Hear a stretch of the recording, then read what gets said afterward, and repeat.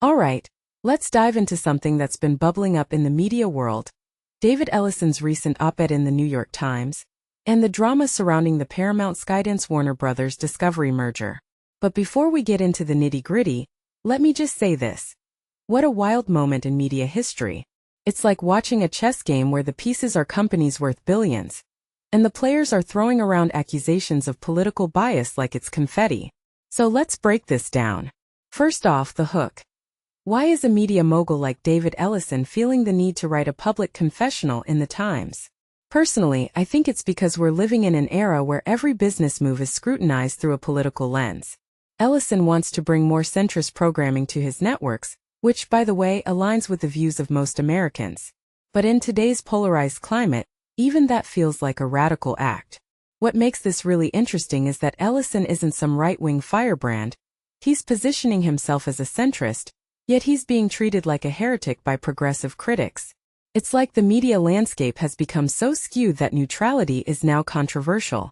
Now let's talk about the merger itself.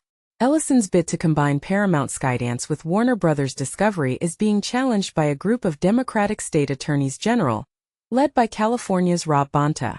Their argument? Antitrust concerns. But here's where it gets messy. In my opinion, this isn't really about antitrust.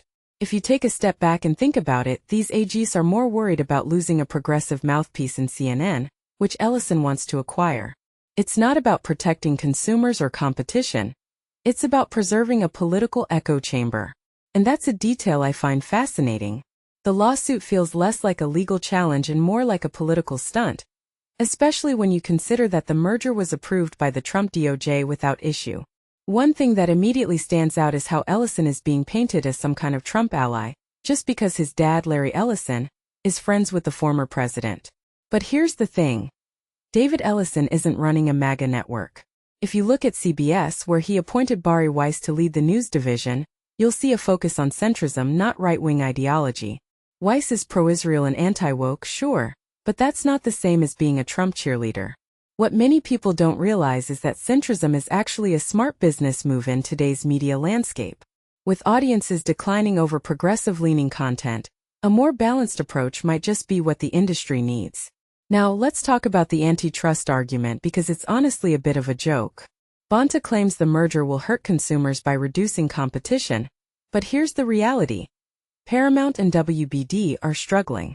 Both companies are in a long-term death spiral, losing ground to streaming giants like Netflix and big tech platforms like Amazon.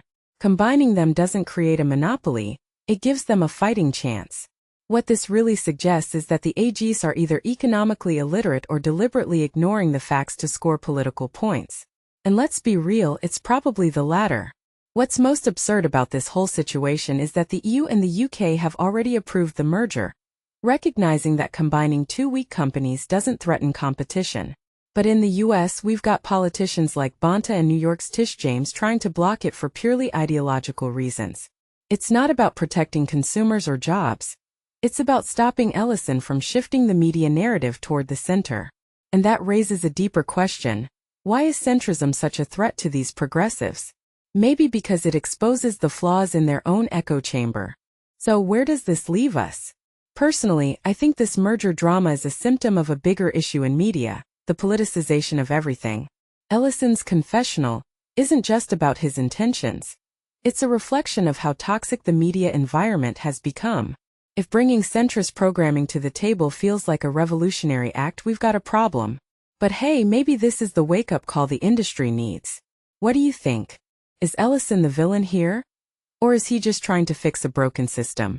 Let me know in the comments. I'm curious to hear your take.